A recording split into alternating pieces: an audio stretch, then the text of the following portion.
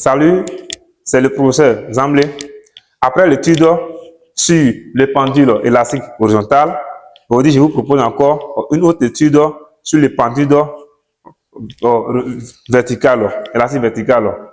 Donc, sans plus tarder, nous allons passer à la présentation de la partie portant sur les pendules élastiques verticales. Donc, pour cela, j'aimerais vraiment que vous soyez concentrés, je demande vraiment pour votre attention, de mieux vous concentrer de cette vidéo jusqu'à la fin et vous allez voir qu'il n'y a rien de caché sous le soleil. Donc, on dit voici, on nous donne un pendule élastique vertical. Qui est constitué de quoi? Ce support qui est là, à un support horizontal, on accroche un ressort initialement comprimé. Mais là, c'est son état initial qui est là, son état d'équilibre. Maintenant, on prend le ressort et on l'accroche à une tige ici. Une tige qui est horizontale. Et on suspend ça comme ça dans l'air. Le ressort étant initialement suspendu dans l'air,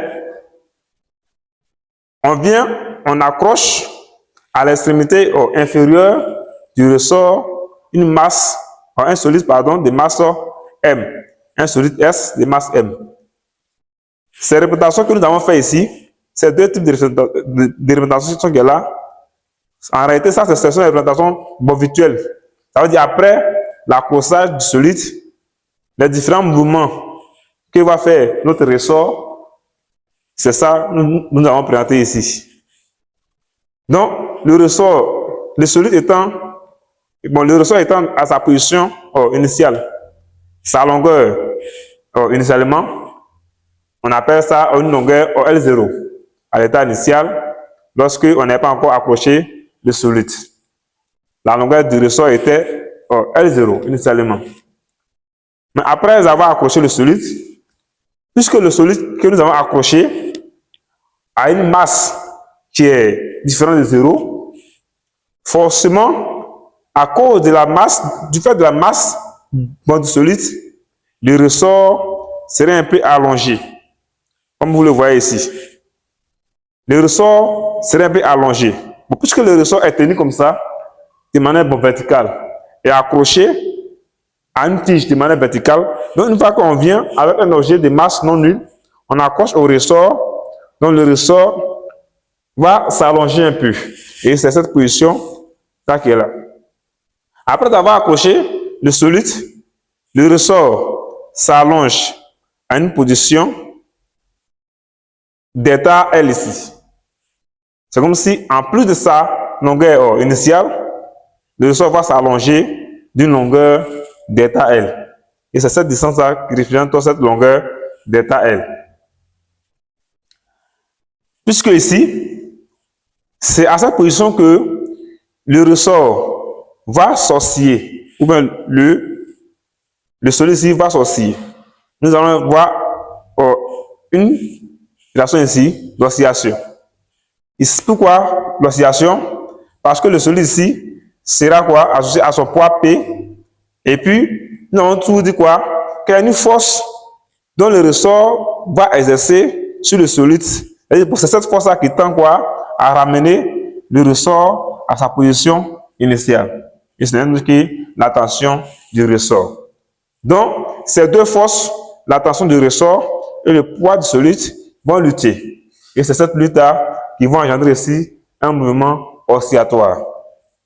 Donc, après des oscillations, on verra très bien que, arrivé à un moment donné, le ressort va être dans une position déformée. Ici, on peut parler de position d'équilibre, mais le ressort sera déformé. Et cette déformation va entraîner quoi? Sera due à quoi? À la masse du solide. C'est comme si en réalité, le solide qui est là a une masse très élevée, donc le ressort va sortir jusqu'à un moment donné, le ressort va se retrouver dans un état déformé. Donc, sans plus tarder, nous allons essayer de marquer un peu sur la figure les différents états que nous avons ici. Ici, nous avons quoi? Un état initial. État initial. Ah, c'est état initial du ressort. Et l'état que nous avons ici, là, c'est quoi? État d'équilibre. État d'équilibre du ressort. Et troisième état ici, nous avons état déformé. État déformé du ressort. Donc, après avoir précisé, mais pour marquer ces différents états, nous allons passer maintenant à l'étude de notre pendule élastique verticale. Donc, le système, c'est quoi? Il faut d'abord préciser le système avant de commencer l'étude. Dans la vidéo précédente, nous avons terminé dans l'étude des pendules élastiques horizontales. Nous avons vu d'abord comment il faut terminer les équations différentielles et puis la solution à ces équations. Et après, on a fait une étude des modèles d'énergie, une étude énergétique. Donc ici, suivez très bien. Nous allons donc commencer d'abord par l'établissement de l'équation différentielle. On va d'abord établir l'équation différentielle des pendules élastiques verticales, comme nous l'avons vu pour des pendules élastiques horizontales. Donc suivez très bien. Ici, on va donc marquer ici, premier point, équation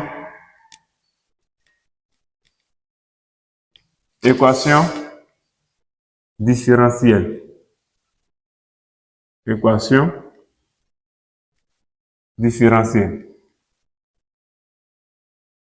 Ça, c'est pour le titre des pendules élastiques verticales.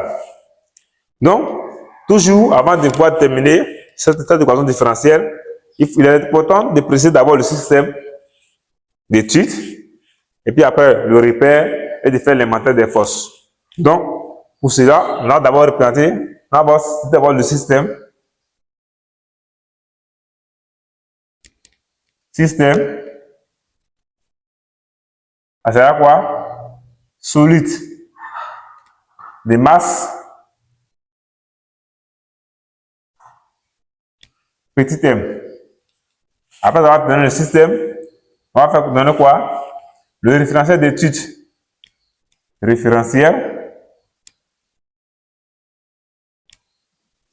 terrestre supposé galiléen. Après le référentiel, on va donc préciser le repère d'étude. Ici, nous avons seulement un repère d'axe vertical, c'est-à-dire le repère OI. Voici le repère. Après le repère, on va faire notre bilan des forces, inventaire des forces extérieures. Bilan des forces.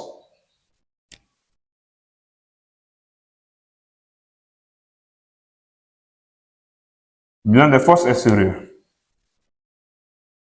Au système. Nous avons quelle force?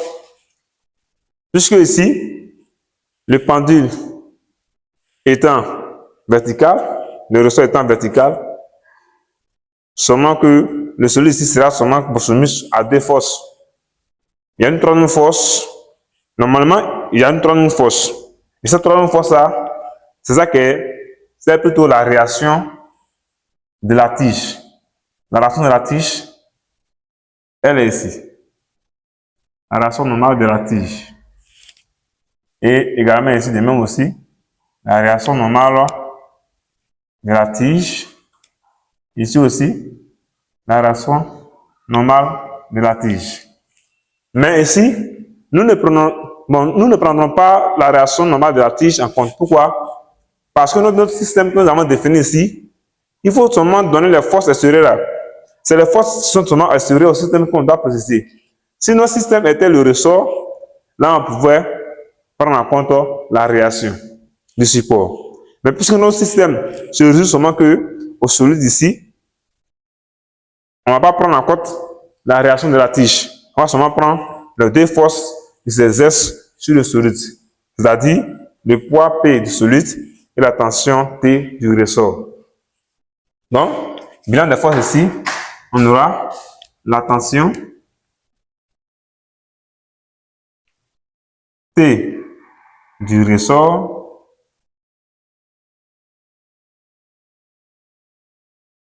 on aura quoi? Le poids P du solide. Le poids P du solide. Donc, après l'élémentaire des forces, on a appliqué le théorème de centre d'inertie. Donc, on va mettre ici théorème du centre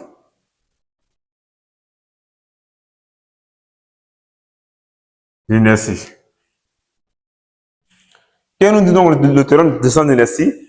Le théorème de centre d'inertie dit à un système donné, la somme vectorielle de toutes les forces extérieures à ce système est égale à la masse du système multipliée par le vecteur accélération A.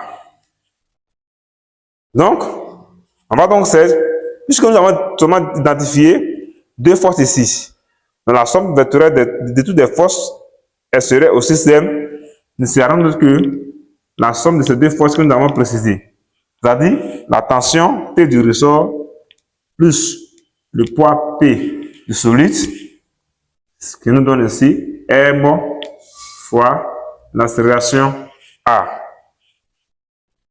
Après l'inventaire des forces, mais après l'énonciation l'énoncé du théorème de centre d'inertie, on va essayer de projeter maintenant la relation du théorème d'inertie que nous avons précisé ici, suivant l'axe d'étude.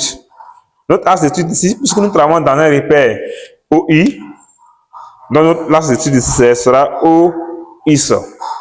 Et l'axe ici est orienté de sorte que l'origine des ordonnées positives se dirige vers le bas.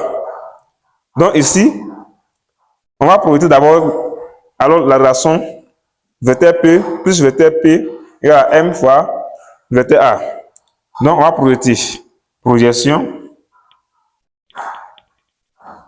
Nous projetons sur l'axe OIS. On va projeter cette relation sur l'axe OIS. Lorsqu'on projette cette relation sur l'axe OIS, ça veut dire quoi?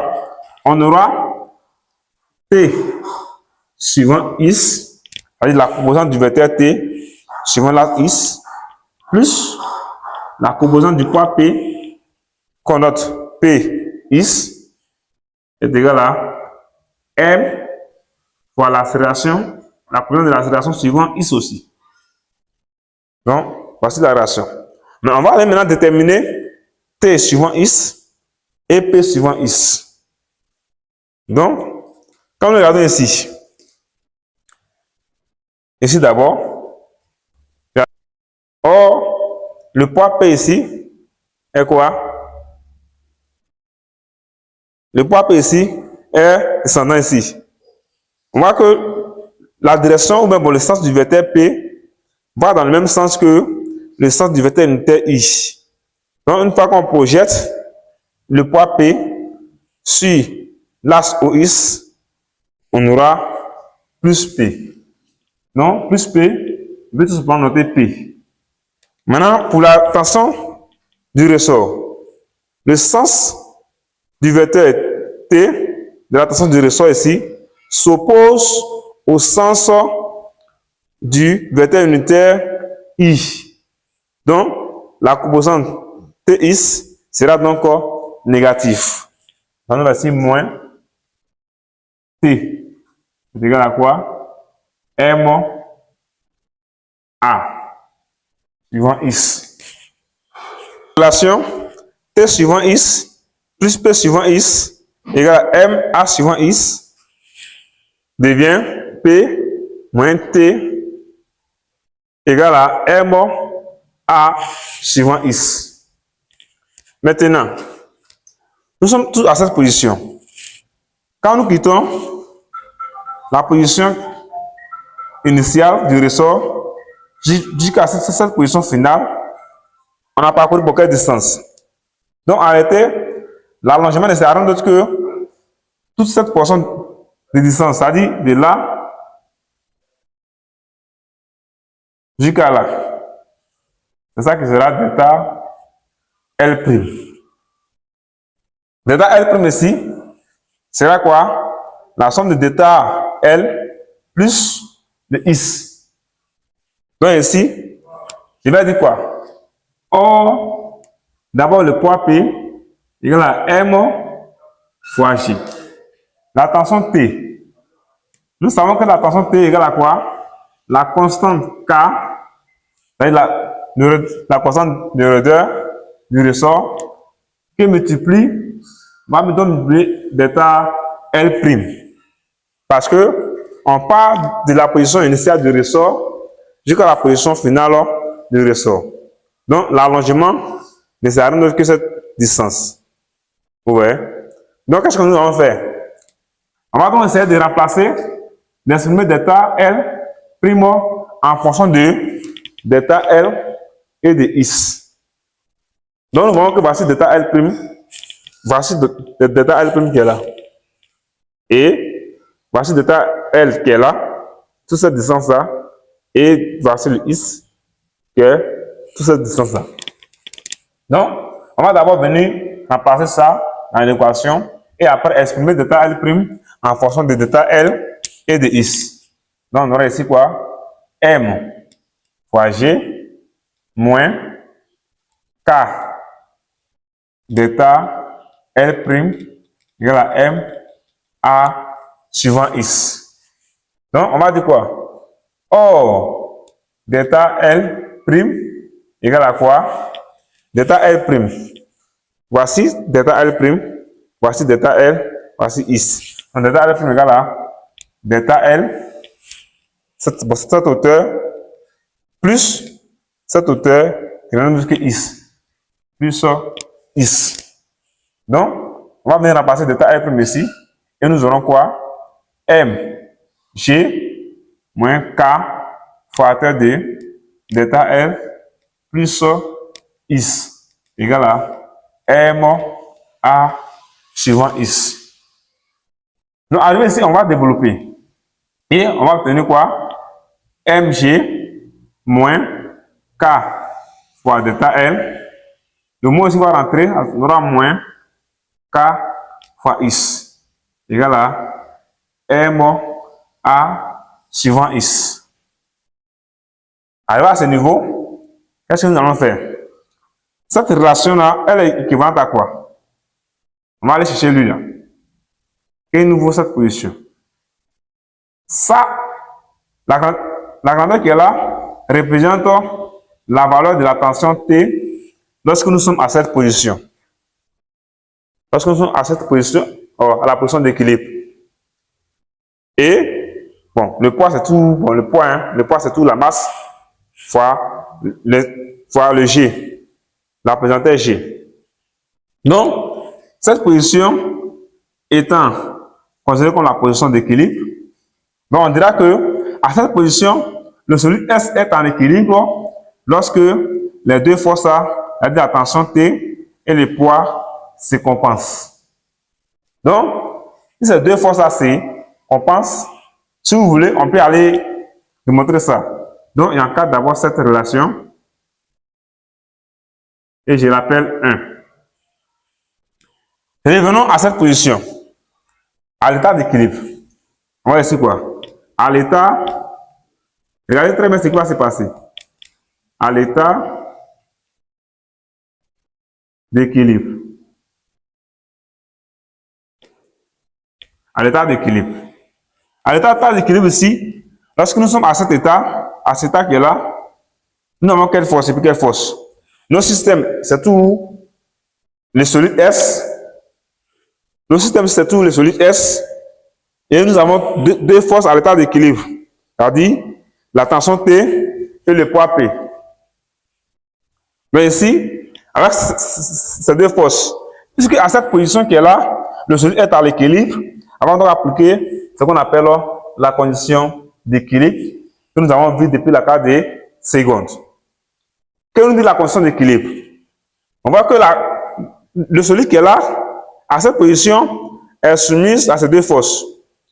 On dit qu'un solide soumis à deux forces, ou à trois forces, est à l'équilibre. Lorsque quoi? Donc, derrière quoi? À l'état d'équilibre, qu'est-ce que nous avons? Nous avons le vecteur T plus le vecteur P égale à vecteur nul. Pour cette partie, on ne dirait pas que ça donne MA. Le MA, ça donne que le théorème d'inertie. Le théorème d'inertie s'applique seulement que lorsque nous ne sommes pas dans les états d'équilibre. Et ce théorème-là vient plutôt compenser le théorème d'équilibre. Ici, à l'état d'équilibre, on essaie de projeter la relation qui est là sur le même axe OX. Et qu'est-ce qu'on aura? On aura T suivant X plus P suivant X est égal à 0. Là, ça établit vecteur nul. Donc, T suivant X ici, je vois que la direction de la tension T, elle est parallèle à la direction de l'axe OX. Mais, on voit aussi quoi? Une élément très très importante, c'est que le sens de la force, c'est-à-dire de la tension T, s'oppose au sens du vecteur unitaire I. Donc, ça veut dire quoi? La composante de la tension suivant un tel axe sera négatif. Donc, on aura moins T ici. Quand nous regardons aussi, la direction du poids, elle est bel et bien parallèle à l'axe d'étude, c'est-à-dire l'axe OX. Et en plus de cela, le sens du vecteur P est de même que le sens du vecteur unitaire I. Donc, un tel vecteur, sa composante suivant l'axe OX sera positif. Donc, on a ici plus P qui est égal à 0. Qu'est-ce que nous savons? Or, à cette position d'équilibre,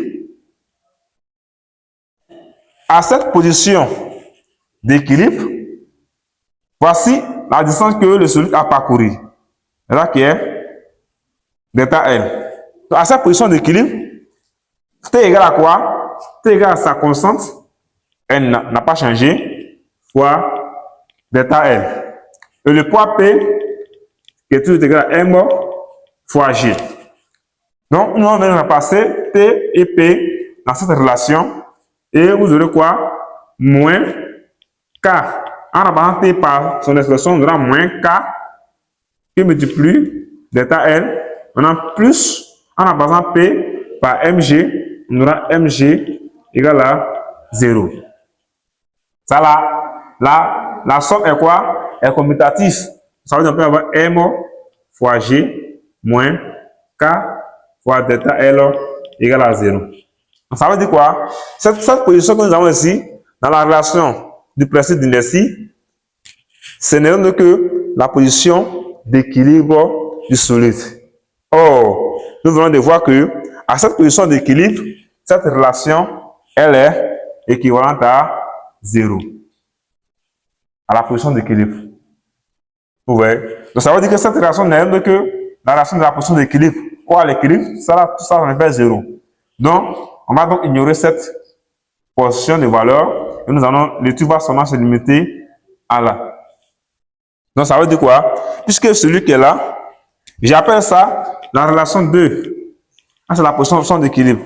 Donc, je vais faire quoi? Je vais essayer d'injecter cette relation dans la relation 1. Et je verrai quoi?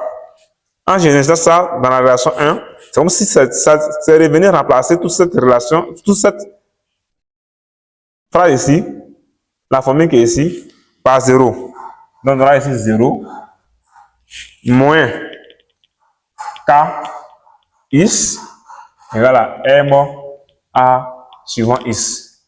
Donc 0, moins un nombre, ça va être toujours ce nombre. Donc, qu'est-ce qu'on aura? On aura ici moins K suivant is égale à M A suivant is. Or, mes amis, A suivant is égale à la dérivée seconde de la position. Notez is 2 points. Donc, on va remplacer A is par is 2 points. Donc, on aura quoi? Moins K is égale à M is 2 points. Donc, on va envoyer en envoyant ça ici ou en injectant ça, c'est pour cette relation de l'autre côté. On aura M is 2 points plus K is égale à 0. La masse M étant différente de 0, étant souvent supérieure à 0, donc lorsqu'on multiplie toute cette relation par l'inverse de la masse M, on aura quoi? C'est-à-dire on divise toute cette relation par M.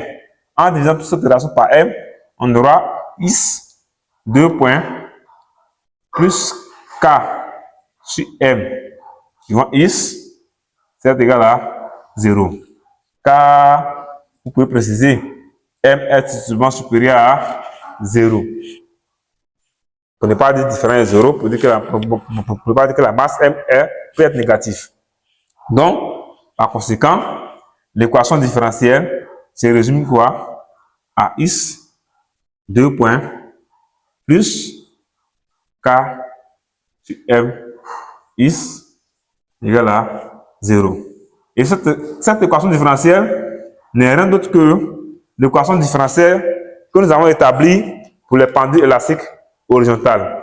Donc, si cela est bien fait, vous allez trouver donc que les deux pendules, que ce soit verticale ou horizontale, on tombe toujours sur la même équation différentielle.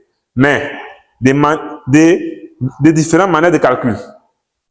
Vous avez vu, en pendule horizontale, on n'a pas parlé de cette position d'équilibre, on n'a même pas parlé de cette portion. Donc, mais on retombe toujours sur le même résultat. Donc, retenez très bien.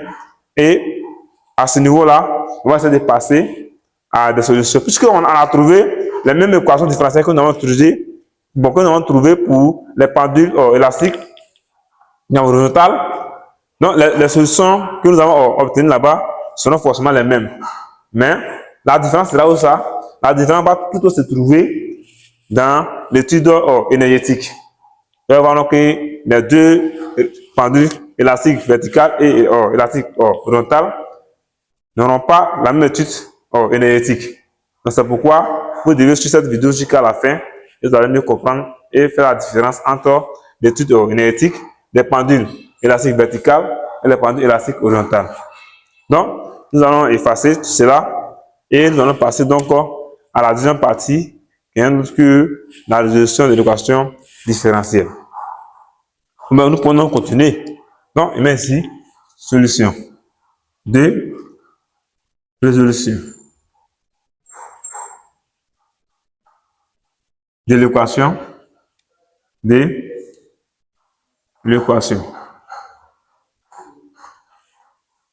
OK. Donc, il faut noter que, tout comme pour les pendules élastiques horizontales, cette équation aussi aura donc quoi? Une solution générale de la forme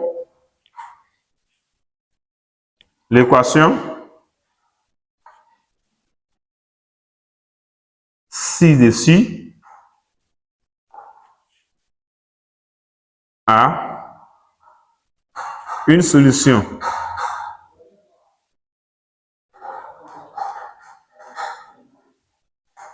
générale de la forme is de t, puisque ici, tout est en fonction de is. Is de t, qui est égal à is maximal, fois le cosinus de oméga t, plus phi. Ou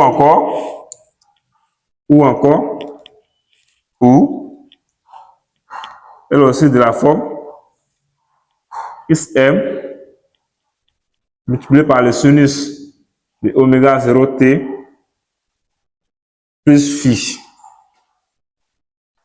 C'est pour dire que ce sont les solutions là, bon, ce sont les courbes sinusoïdales, ce sont les fonctions sinusoïdales. Donc, on va donc essayer de chercher les conditions ou bien de nommer XM ici. Ce n'est rien d'autre que l'amplitude de la position, c'est-à-dire la position à laquelle la vitesse de l'objet s'annule. Et oméga 0 ici n'est rien d'autre que, donc je vais placer ici avec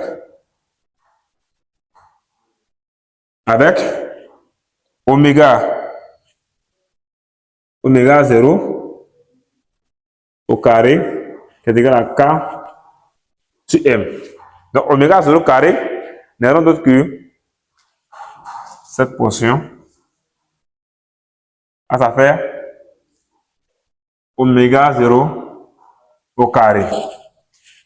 Donc, chers amis, puisque nous venons juste de déterminer l'équation différentielle, nous avons vu que l'équation différentielle que nous avons trouvée n'est rien d'autre que cette forme-là. Je vais rappeler ici l'équation différentielle que nous avons trouvée. L'équation différentielle que nous avons trouvée. C'est une équation que nous avons trouvée sous cette forme. X, 2 points, plus oméga 0 carré, X égale à 0. Donc, c'est rien d'autre que l'équation différentielle que nous avons établie dans le cas des pendules élastiques horizontales. Et vous avez vu là-bas comment est-ce que nous avons déterminé les différentes solutions, la période et la fréquence. Donc, c'est la même manière de déterminer toutes ces solutions-là, tous ces éléments-là. Mais ici, ce qui fait un peu la différence, et ce qui est un peu différent, et que nous voulons vous apprendre ça, c'est que comme il faut établir l'équation différentielle que nous avons ici, pour le cas des pendules élastiques verticales, et l'étude de l'énergie pour le cas des pendules élastiques verticales. Donc, suivez très bien.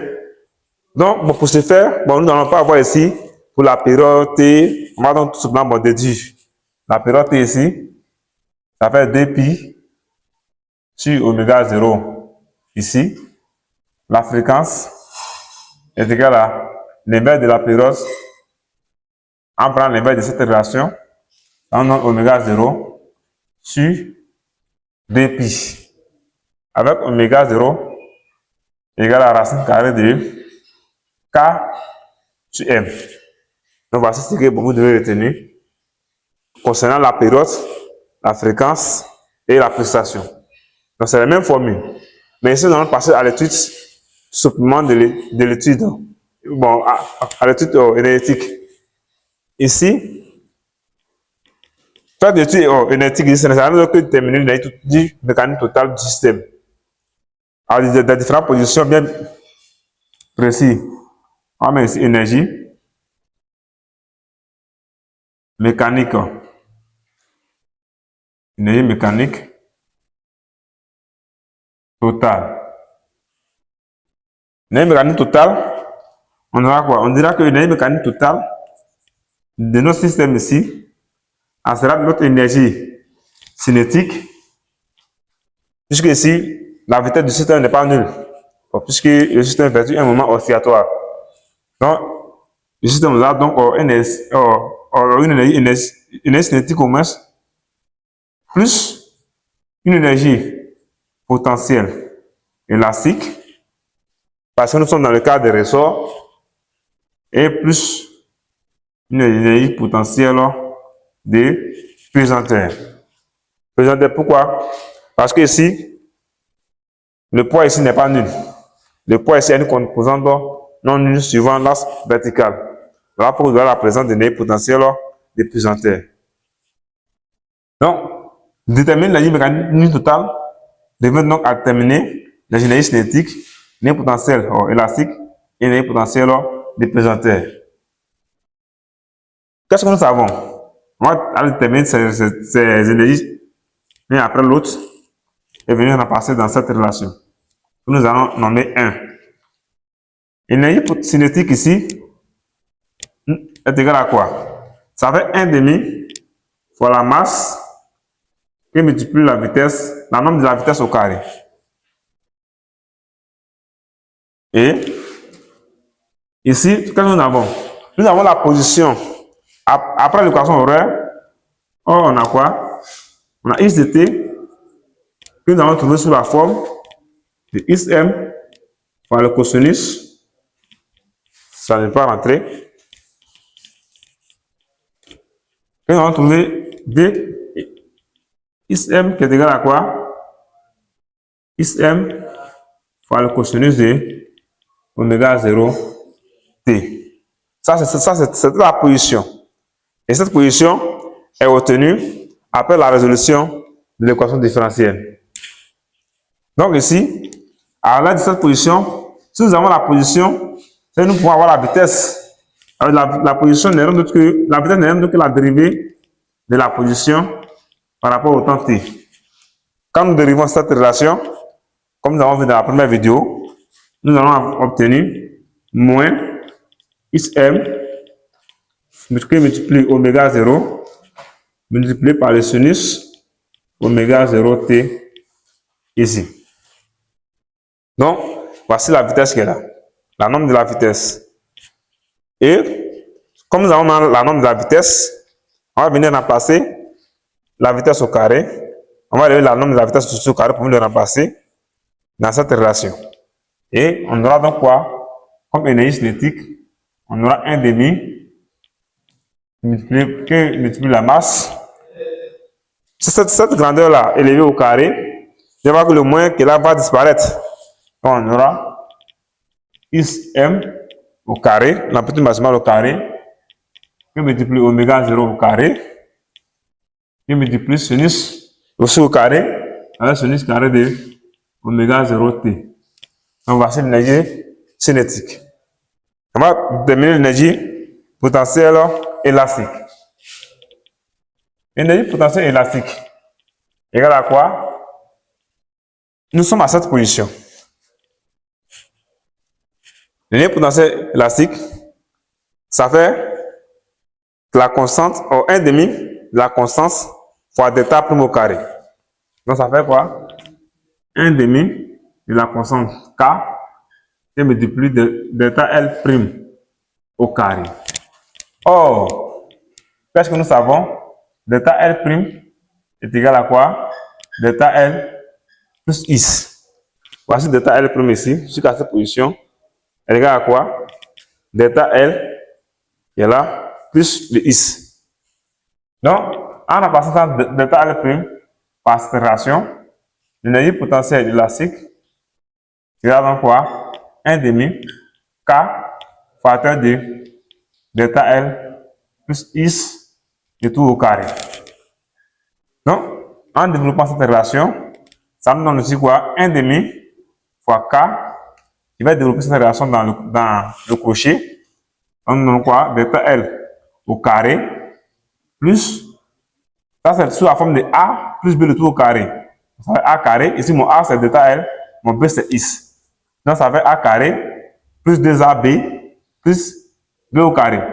Donc, A carré, delta L au carré, plus 2 fois delta L fois Is, 2 fois delta L fois Is, plus le Is au carré. En développant, avec cette expression, on aura quoi? 1 demi fois K qui multiplie delta L au carré, plus 1 demi fois 2. Les deux seront simplifiés. On aura K qui multiplie delta L ici. Maintenant, plus 1 demi fois K multiplié par Is carré. Voici l'énergie potentielle élastique. Après avoir terminé l'énergie potentielle élastique, on va donc terminer l'énergie potentielle des pesanteurs. L'énergie potentielle des pesanteurs, on aura quoi? Bon, l'énergie potentielle des pesanteurs, ça nous donne quoi? Ici, on ne peut pas déterminer directement l'énergie potentielle des pesanteurs ici. Donc, on va essayer de prendre sa variation en considérant la position de l'objet ici à l'état déformé du ressort comme étant l'origine des espaces. Donc, qu'est-ce que nous allons essayer de faire? Nous savons que nous savons que la variation de l'énergie potentielle du pesanteur égale à l'opposé du travail du poids. Égale à l'opposé du travail du poids. Or, comme origine,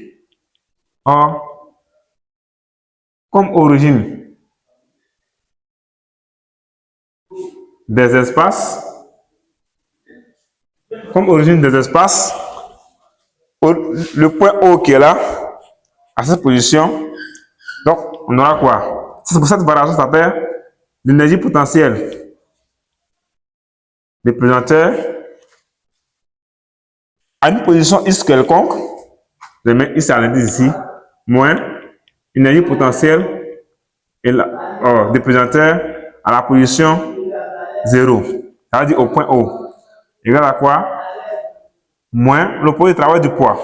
Ici, puisque le solide descend, donc son travail ici, le travail de son poids sera positif.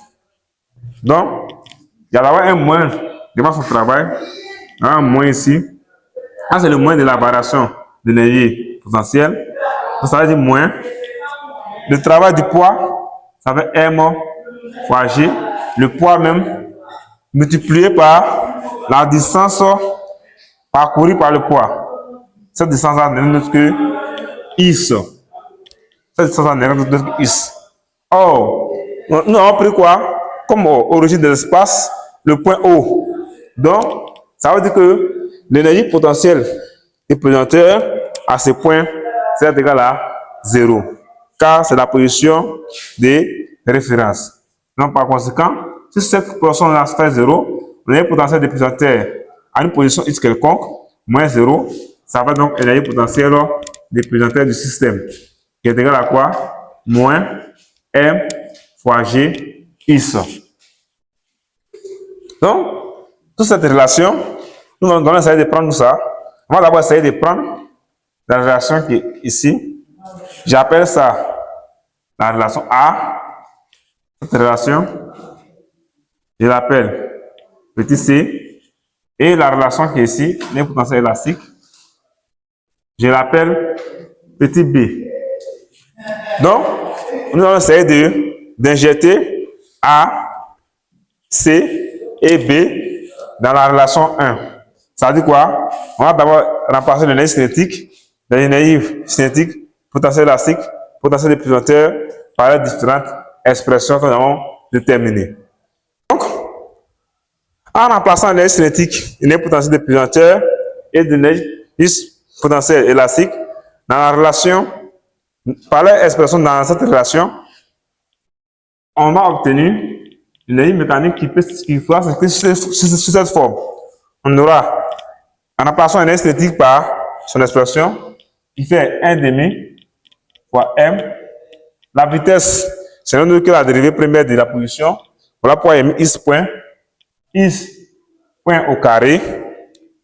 On a plus l'énergie potentielle élastique, c'est tout ça. Donc, plus 1,5 de k delta L au carré, plus k delta L is, plus 1,5 de k qui multiplie delta L. Pardonnez, qui multiplie is carré. Qui multiplie is carré. Qui multiplie is carré. Maintenant, on va remplacer l'énergie potentielle des pesanteurs par son expression qui fait moins mg is. Moins mg suivant is. On va essayer d'arranger cette relation. Donc, on aura quoi? Ça fait 1,5 de m is point au carré. On va essayer de voir les termes qui se ressemblent.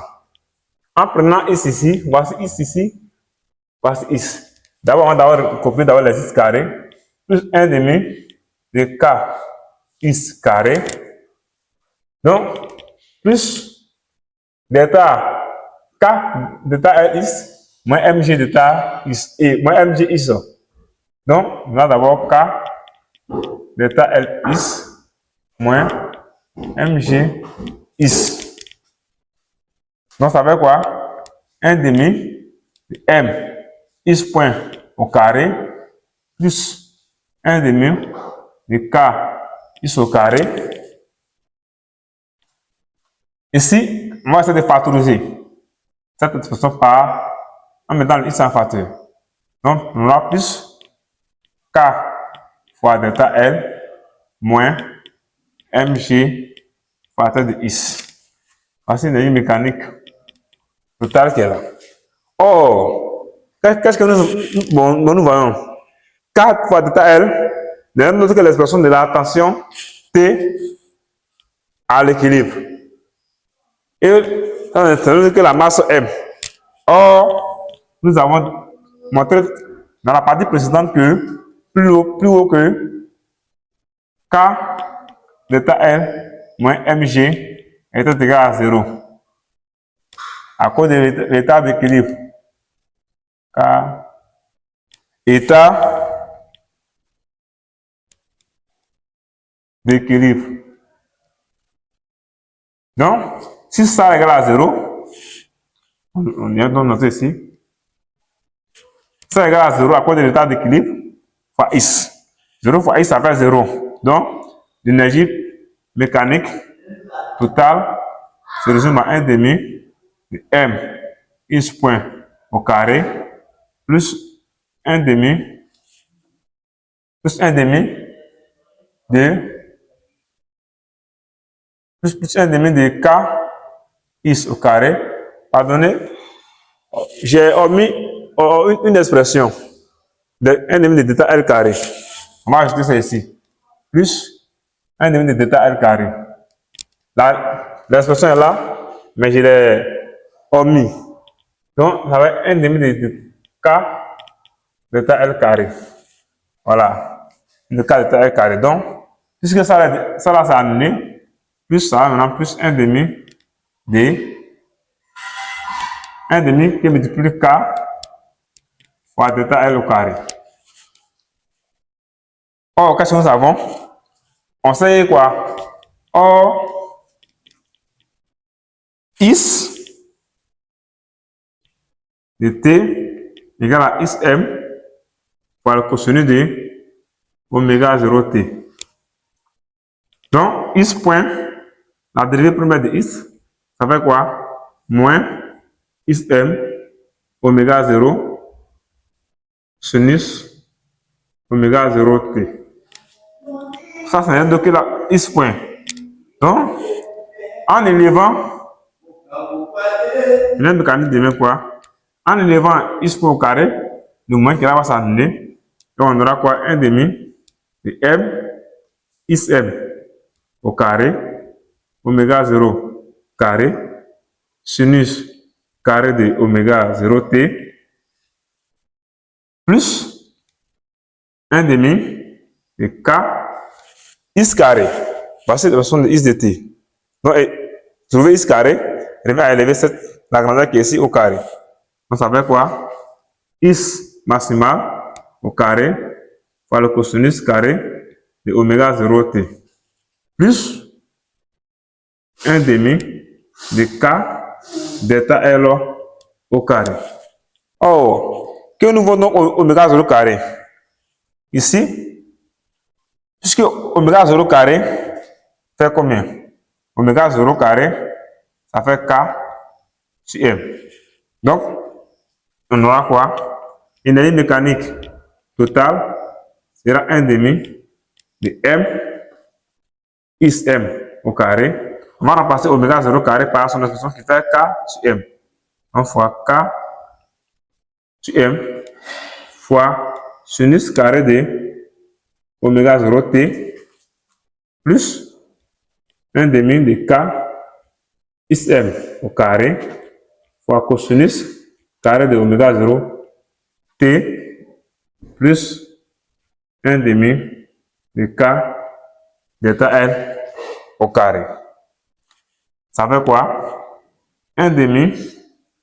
En simplifiant les masses, M et M, on obtient quoi? K, 1 demi de K is M au carré,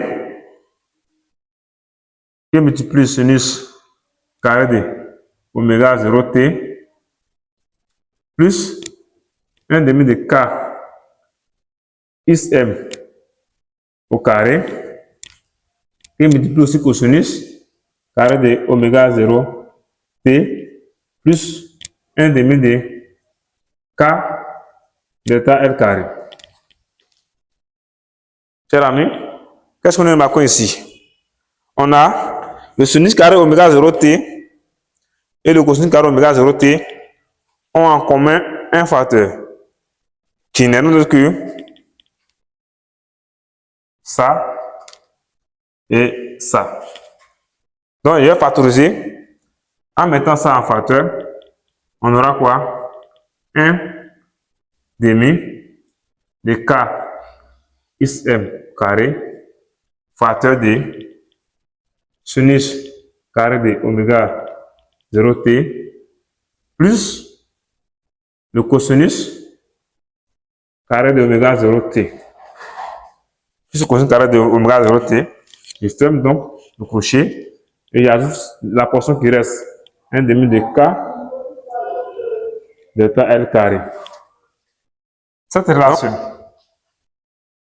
sinus carré d'un angle plus cosinus carré d'un angle, ça fait 1. Donc, cette relation qui est là vaut 1.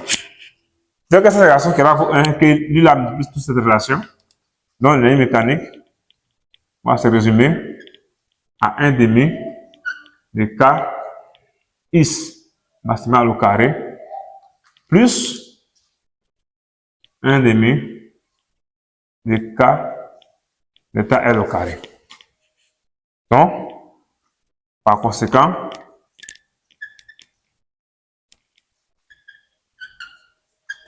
l'énergie mécanique totale, l'énergie mécanique totale d'un pendule élastique vertical est égale à 1 demi de la constante de raideur K du ressort qui multiplie l'amplitude maximale plus 1 demi de K, la constante du ressort toujours, qui multiplie l'allongement à la portion d'équilibre au carré. Et ça, en mettant en facteur 1 demi de K, on aura M au carré plus delta L au carré. Voici donc l'énergie mécanique totale d'un pendule élastique vertical. On va donc montrer également si le système ici est conservatif. On va donc montrer si le système ici est conservatif. Pour montrer si le système est conservatif, il faut dériver l'énergie mécanique par rapport au temps. Si la dérivée de l'énergie mécanique par rapport au temps nous donne 0, on dira que le système est conservatif. Donc, qu'est-ce qu'on va faire? Dans la dérivée de l'énergie mécanique, la dérivée de l'énergie mécanique totale par rapport au temps t égale à quoi? La dérivée par rapport au temps t de 1 demi de K par Sm au carré plus delta L au carré. Ici, qu'est-ce qu'il faut savoir? Ici, la constante K du ressort est une grandeur indépendante du temps t. Ça veut dire que c'est une constante.